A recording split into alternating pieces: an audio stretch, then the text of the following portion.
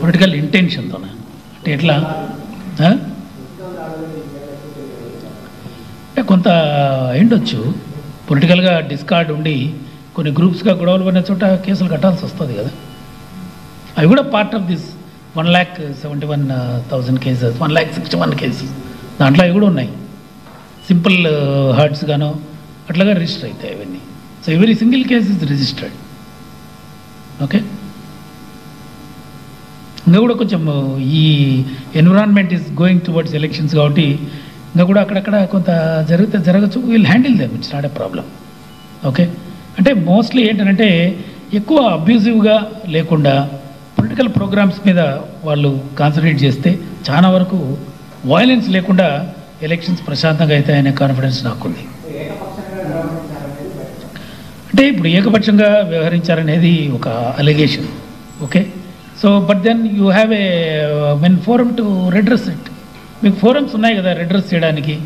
తర్వాత ఇప్పుడు మా దగ్గరికి వస్తారు, వీల్ ఎక్స్ప్లెయిన్ టు దెమ్, ఏదో పలానా కేసులో పలానా ఊరిలో ఈ విధంగా జరిగింది అని అంటే we also explain to them, ఎవరిని అరెస్ట్ చేసాము, ఎందుకు చేసామని మేము చెప్తాం. ఒకవేళ అక్కడికి కూడా సాటిస్ఫాక్షన్ లేకుండా పోతే కోర్ట్స్లో you can always contend against us. Court వాటిపైన నిర్దిష్టమైన అభిప్రాయాలు ఎక్స్ప్రెస్ చేస్తుంది కదా. ఇప్పుడు అంతో ఇంతో డిస్కార్డ్ ఉండడం అనేది సహజం, బట్ వాస్తవంగా ఏమైంది అనేది we'll probe, we'll explain to them. అది కాదు అని అంటే they can always go to courts, we'll explain to the court. ఎందుకంటే అక్కడ we can't say anything that he's not happened కదా. కోర్టుకి ఇచ్చినప్పుడు record will be straight, we'll explain to the courts.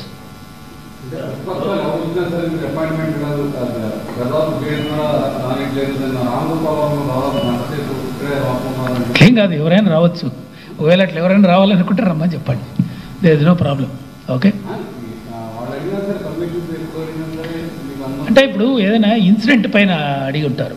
Incident which is డైరెక్ట్గా తెలిసిపోయిన incident, clear cut ఎవరు తప్పు చేశారనేది తెలిసిన సంఘటనల్లో will explain to them by writing. Okay,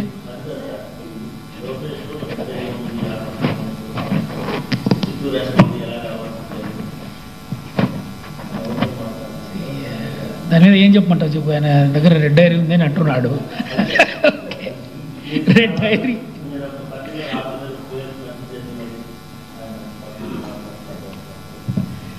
అవన్నీ అందుకే నేను చెప్పేది, they may express opinions. Okay, will handle everything, that's all we can tell you.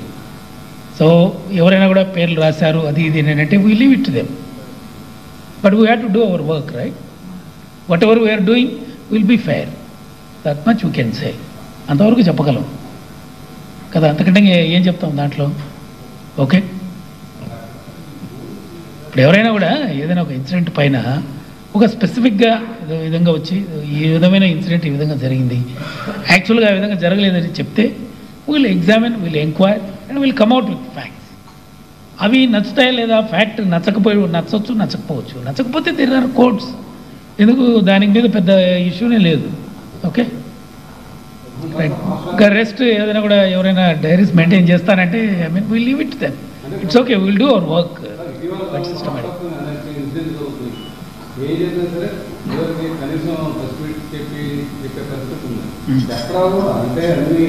లోకల్లో చెప్తున్నారు కదా, ఇప్పుడు ఎక్కడైనా ఇన్సిడెంట్ అవుతుంది, concern superintendent of police is explaining కదా. లోకలైజ్డ్ ఇన్సిడెంట్ ఏమన్నా ఉంటే ఈజ్ ఎక్స్ప్లెయినింగ్, అన్ని చోట్ల ఎక్స్ప్లెయిన్ చేస్తున్నారు.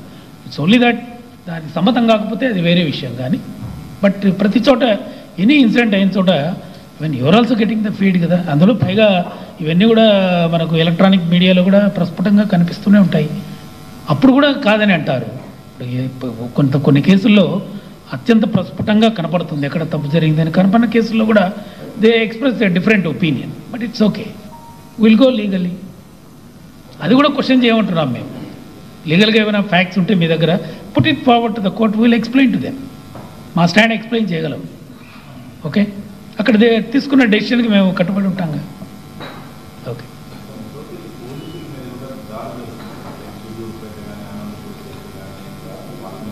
సీరియస్ సెక్షన్లు పెట్టట్లేదు పొలిటికల్ ప్రెజర్తో అంటున్నారు సార్. దానివల్ల పోలీసు డిమోరలైజ్ అవ్వదా సార్?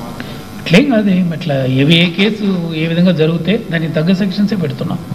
ఇప్పుడు కొన్ని చోట్ల ఏంటంటే వాళ్ళు అటెంప్ట్ మర్డర్ పెట్టేయమని అంటారు.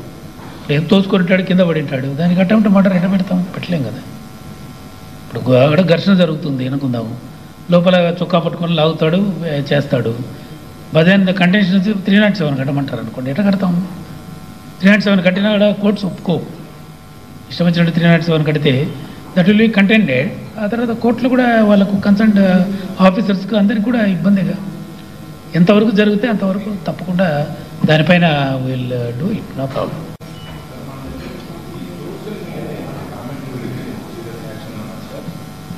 దానికి రెడ్ కార్నర్ నోటీస్ ఇచ్చాను సీరియస్నెస్ ఉంటుంది ఉండొచ్చు.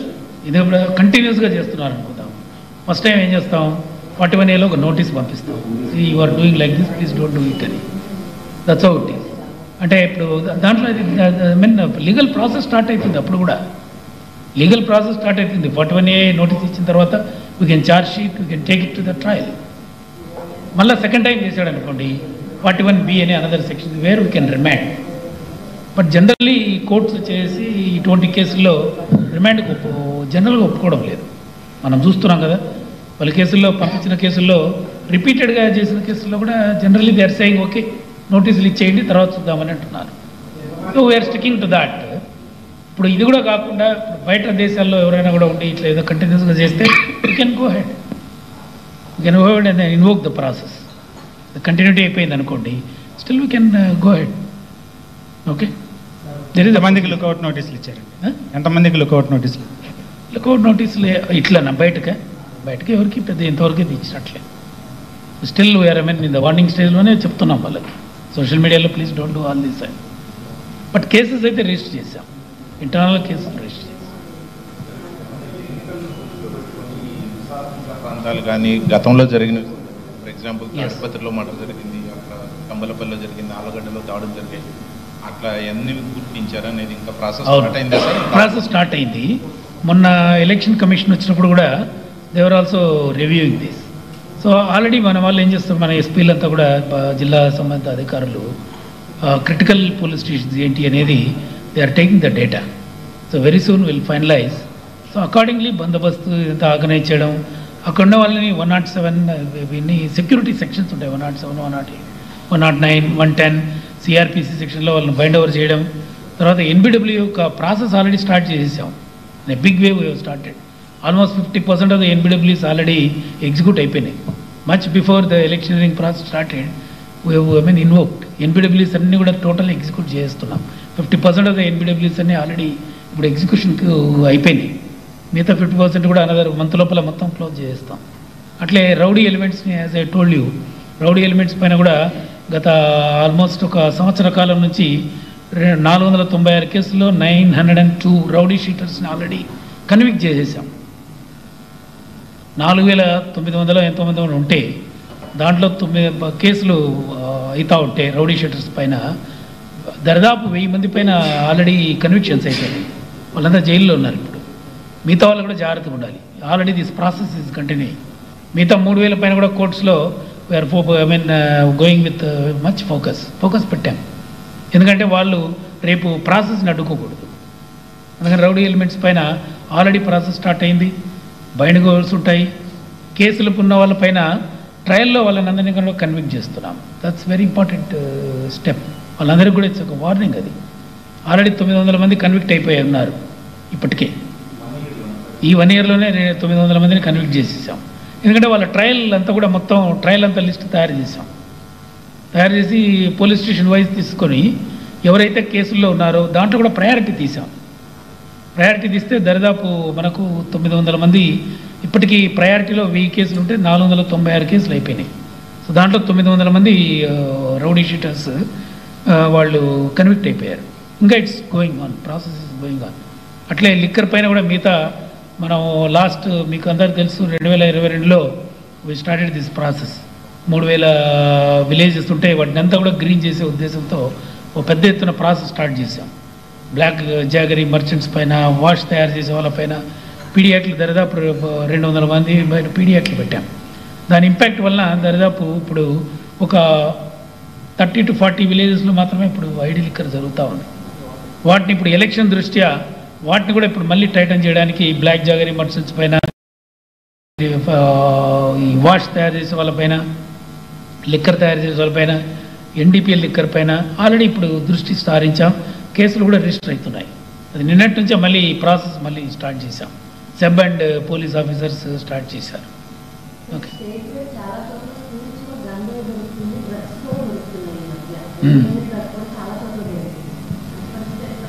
అంటే ఇప్పుడు డ్రగ్ యొక్క మెనాస్ కట్ చేయడానికే మనం పలు చర్యలు తీసుకున్నాము. ఫస్ట్ ఆఫ్ ఆల్ మొత్తం డ్రగ్ ఇది గాంజాయి లేకుండా దాదాపు 9,000 ఎకరాల్లో గాంజాయి పంటనంతా డిస్ట్రాయ్ చేసాం. ఈ సంవత్సరం కూడా మన శాటిలైట్ ఇమేజెస్ తీస్తే వెరీ ఫ్యూ ట్రాక్స్లో ఉంది. అది కూడా తొందరలోనే అది కూడా డిస్ట్రాయ్ అయిపోతుంది. ఈ సంవత్సరం కొంత డిస్ట్రాయ్ చేసాం. డిస్ట్రాయ్ చేసిన తర్వాత మళ్ళీ ఏమైనా మిగిలిందా అనేసి శాటిలైట్ ఇమేజ్ కూడా తీసుకున్నాం.